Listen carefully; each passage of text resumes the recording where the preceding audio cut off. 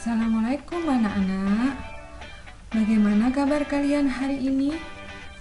Semoga kalian selalu dalam keadaan sehat dan tetap semangat walaupun kita masih belajar dari rumah ya. Kali ini kita akan bersama-sama mengidentifikasi sarana prasarana serta ruang lingkupnya. Administrasi sarana dan prasarana ini memiliki dua pengertian ya. Pengertian dari mana? Dari kata sarana juga prasarana. Dua kata ini walaupun kelihatannya sama, tapi memiliki pengertian yang berbeda dan saling melengkapi antara satu juga lainnya. Lalu kira-kira apa yang dimaksud dengan sarana dan prasarana ini? Nah, mari kita uraikan satu-satu. Yang pertama tentang sarana, yaitu segala sesuatu yang dapat dipakai sebagai alat dalam mencapai maksud atau tujuan. Sarana ini lebih ditujukan kepada barang-barang yang bergerak. Apa sih barang-barang bergerak itu? Barang bergerak adalah barang yang dapat dipindahkan dari tempat satu ke tempat yang lain. Kemudian, apa yang dimaksud dengan prasarana? Prasarana adalah segala sesuatu yang merupakan penunjang utama terselenggaranya suatu proses. Nah, untuk prasarana itu lebih ditekankan kepada barang-barang tidak bergerak. Apa itu barang tidak bergerak?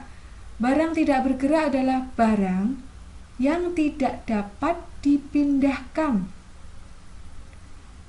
Jadi bedanya kalau bergerak itu dapat dipindahkan dari tempat satu ke tempat yang lain. Kalau tidak bergerak itu tidak dapat dipindahkan. Coba sekarang kalian lihat gambar ruangan kantor ini. Kira-kira manakah yang termasuk dalam sarana dan manakah yang termasuk dalam prasarana? Adakah dari kalian yang bisa menyebutkan? Ya, karena sarana tadi adalah barang-barang bergerak, maka contohnya adalah seperti meja, kursi, komputer, ada rak buku, juga ada buku, dan sebagainya. Jadi barang-barang yang saya sebutkan tadi adalah barang-barang yang mudah dipindahkan. Kemudian, mana yang termasuk dalam prasarana? Coba bantu saya menjawab, manakah kira-kira yang termasuk dalam prasarana? Jadi, yang termasuk prasarana di lingkungan kantor ini adalah ruangannya. Ya. Ruang kantor yang digunakan untuk bekerja itu adalah contoh dari prasarana. Karena sudah saya sebutkan di awal bahwa prasarana adalah termasuk barang yang tidak bergerak atau tidak dapat dipindahkan. Jadi saya ulangi, kursi, meja, komputer, rak, dan lain-lain merupakan contoh dari sarana. Sedangkan ruang yang digunakan untuk bekerja merupakan contoh dari prasarana. Oke, sekarang kita lanjutkan. Kita ke jenis-jenis sarana dan prasarana. Jenis-jenis dari sarana dan prasarana ini sendiri ada 6. Yang pertama, peralatan atau perlengkapan kantor. adalah alat atau bahan yang digunakan untuk membantu pelaksanaan pekerjaan kantor. Nah, peralatan atau perlengkapan kantor ini dibagi menjadi dua atau dibedakan menjadi dua, yaitu menurut bentuknya peralatan atau perlengkapan kantor itu dibagi lagi menjadi tiga. Yang pertama berbentuk lembaran, contohnya kertas folio, HVS. Kemudian berbentuk non-lembaran, contohnya seperti pensil, kemudian gunting, paperclip. Kemudian berbentuk buku, contohnya seperti buku tamu, buku telepon, dan lain-lain. Yang kedua adalah dilihat dari penggunaannya, itu dibagi menjadi dua lagi. Ada barang habis pakai dan tidak habis pakai. Maksudnya barang habis pakai itu barang yang tidak dapat digunakan berkali-kali, atau barang tersebut dapat digunakan berkali-kali tapi akhirnya fungsinya akan habis atau cepat habis. Sedangkan barang tidak habis pakai adalah barang yang dapat digunakan berulang-ulang kali dan fungsinya akan tetap sama. Jadi itu bedanya ya. Misalnya barang habis pakai ini adalah seperti pulpen, stipo, tinta. Kemudian barang-barang yang tidak habis pakai ini misalnya seperti gunting, ya, dan sebagainya. Kita lanjutkan ke jenis-jenis dari sarana prasarana yang kedua. Ada mesin-mesin kantor, yaitu alat yang digunakan untuk membantu pekerjaan dengan sistem mekanik. Contohnya seperti apa? Coba kalian perhatikan di ruangan ini. Contohnya adalah seperti komputer. Ini adalah mesin kantor. Kemudian yang ketiga ada mesin komunikasi kantor. Yang mana yang termasuk mesin komunikasi kantor? Yaitu ada di sini telepon. Apa sih mesin komunikasi itu?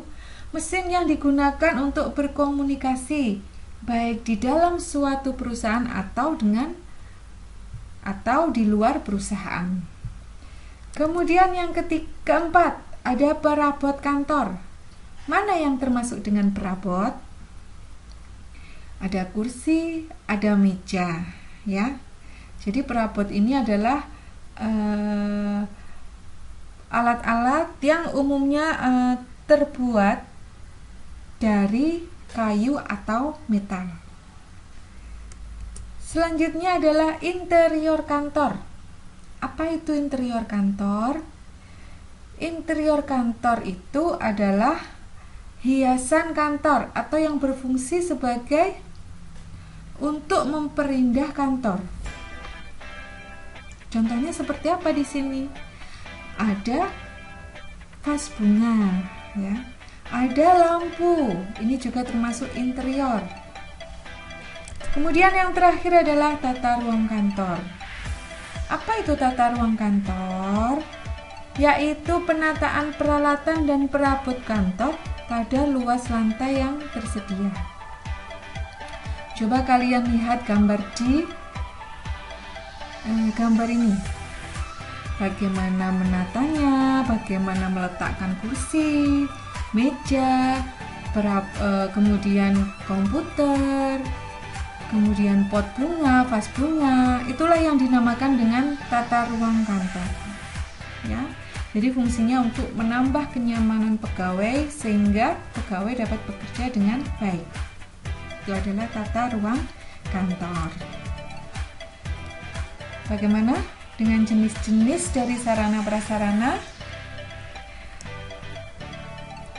Kita lanjutkan ya sekarang ke ruang lingkup dari sarana dan prasarana.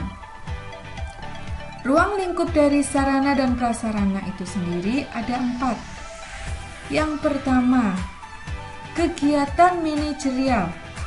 Yang termasuk dalam kegiatan manajerial yaitu perencanaan, pengorganisasian, pengarahan, dan pengawasan. Yang kedua, yang termasuk dalam kegiatan operasional seperti pengadaan, penyimpanan, pendistribusian, pemeliharaan, penghapusan, dan inventaris. Ini adalah kegiatan operasional. Kemudian objeknya, sasarannya apa sarana prasarana?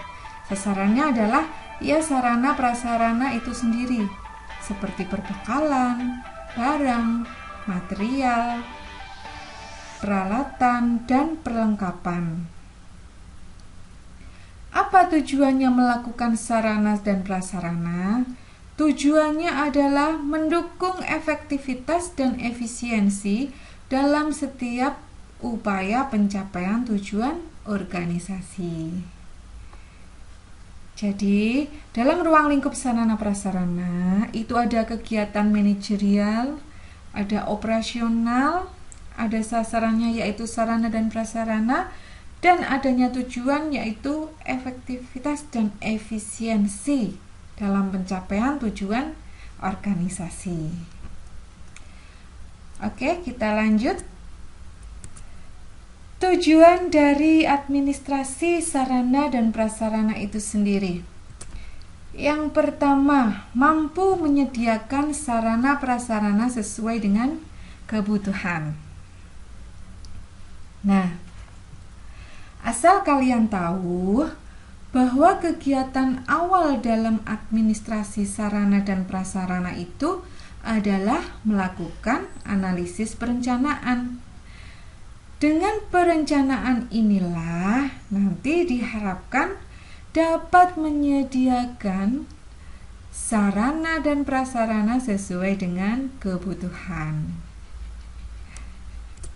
Yang kedua, mampu menyediakan informasi berkaitan dengan keberadaan sarpras. Nah, ini bisa berhubungan dengan kegiatan penyimpanan ya, dan juga bisa juga pendistribusian. Jadi kalau sarana prasarana itu didistribusikan kemana, ke bagian mana, itu pasti ada laporannya. Dari laporan tersebut, maka otomatis sudah menyediakan informasi berkaitan dengan keberadaan sarpras. Yang ketiga, mampu menyediakan sarana prasarana yang siap pakai. Nah, kalau yang nomor 3 ini berhubungan dengan kegiatan pemeliharaan. Kegiatan pemeliharaan ini termasuk juga dalam kegiatan administrasi sarana dan prasarana. Kalau dilakukan pemeliharaan terhadap sarana prasarana, otomatis akan menyediakan sarana prasarana yang siap pakai. Yang keempat, mampu menjaga dan mempertahankan kondisi daya guna dan daya hasil. Lanjut yang kelima, mampu mencegah dan mengambil tindakan antisipatif terhadap berbagai penyimpanan. Kalau ada kegiatan administrasi sarana prasarana, pasti seseorang akan berpikir lagi untuk melakukan penyimpangan. Karena kenapa? Karena di setiap kegiatan administrasi sarana prasarana itu pasti ada yang namanya laporan tertulis. Jadi laporan tertulis itu bisa dijadikan bukti. Ya. Kemudian yang keenam, mampu menyediakan pedoman kerja bagi setiap unit kerja maupun personel. Dan yang terakhir, mampu membangun budaya penggunaan sarana prasarana secara bertanggung jawab. Nah, jadi untuk tujuan dari administrasi sarana prasarana ada 7 ya. Sekarang kita lanjutkan ke fungsi dari administrasi sarana prasarana. Yang pertama, fungsi perencanaan. Pasti perencanaan itu selalu di awal, yaitu merupakan kegiatan pemikiran dan perhitungan tindakan-tindakan yang akan dilakukan baik di masa sekarang ataupun di masa mendatang. Itu fungsi perencanaan. Yang kedua ada fungsi faktor penentu kebutuhan. Nah, faktor yang mempengaruhi dari penentu kebutuhan ini ada 4. Yang pertama ada faktor yuridis. Faktor yuridis ini berhubungan dengan hukum atau peraturan, juga ketentuan serta prosedur yang digunakan. Yang kedua, ada evaluasi sosioekonomi. Apa itu evaluasi sosioekonomi? Yaitu suatu proses menentukan kebutuhan dalam penentuan jenis teknologi yang akan digunakan. Jadi, evaluasi sosioekonomi adalah proses penentu kebutuhan terutama pada jenis-jenis teknologi yang akan digunakan. Yang ketiga ada evaluasi teknoekonomi. Apa itu evaluasi teknoekonomi? Yaitu berhubungan dengan teknologi yang akan kita pilih atau akan kita gunakan. Kira-kira apa untung ruginya jika menggunakan teknologi tersebut? Kemudian, bagaimana komposisi barang atau alat tersebut? Kemudian, bagaimana jangka waktu penggunaannya? Dan yang terakhir, apakah sesuai dengan perkembangan teknologi? Nah, itu adalah maksud melakukan suatu evaluasi teknoekonomi. Dan yang keempat adalah perkembangan swadaya dan swasembada. Intinya adalah kebutuhan hendaknya dapat dipenuhi sendiri tanpa tergantung pihak lain. Next, saya lanjutkan. Yang ketiga ada fungsi penganggaran. Ini berkaitan dengan mata uang. Yang keempat ada fungsi pemindahan atau penyaluran atau pendistribusian, yaitu pemindahan hak dan tanggung jawab dari pihak satu ke pihak yang lain. Selanjutnya ada fungsi pergudangan atau penyimpanan, yaitu merupakan serangkaian kegiatan pengurusan dalam penyimpan perbekalan.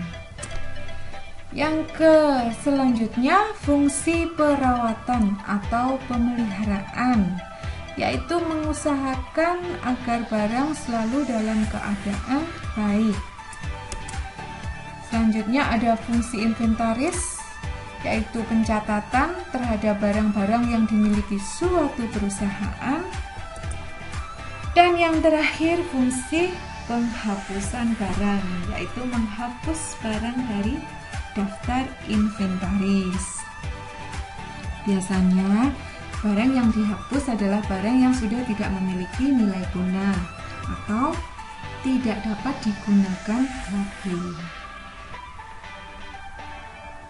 Nah, itu tadi adalah fungsi-fungsi dari administrasi sarana dan prasarana.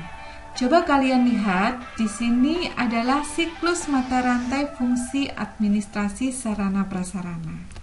Ini juga bisa disebut dalam kegiatan administrasi sarana dan prasarana. Kira-kira dimulai dari manakah alur mata rantai berikut ini?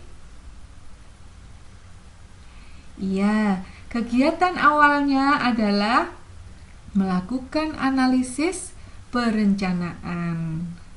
Setelah melakukan suatu perencanaan, misalnya kita akan membeli suatu barang yang dibutuhkan, kita membuat suatu perencanaan terlebih dahulu. Kemudian setelah membuat perencanaan, maka dilakukan suatu pengadaan atau membeli barang yang dibutuhkan. Kemudian setelah pengadaan atau membeli barang tersebut, maka akan terjadi pengiriman barang. Setelah barang dikirim, maka dilakukan pergudangan. Apa itu pergudangan? Pergudangan sama dengan penyimpanan. Setelah pergudangan, maka ada pemeliharaan, mengusahakan barang-barang atau sarana prasarana selalu dalam keadaan baik. Kemudian ada inventarisasi, mencatat barang-barang yang dimiliki oleh suatu perusahaan. Dan yang terakhir adalah penghapusan, ya.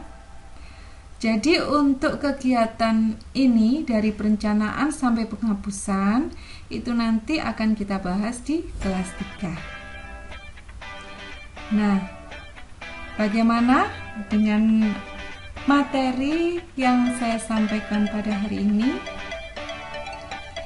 Semoga kalian dapat memahami dan dapat bermanfaat bagi kalian. Assalamualaikum warahmatullahi wabarakatuh.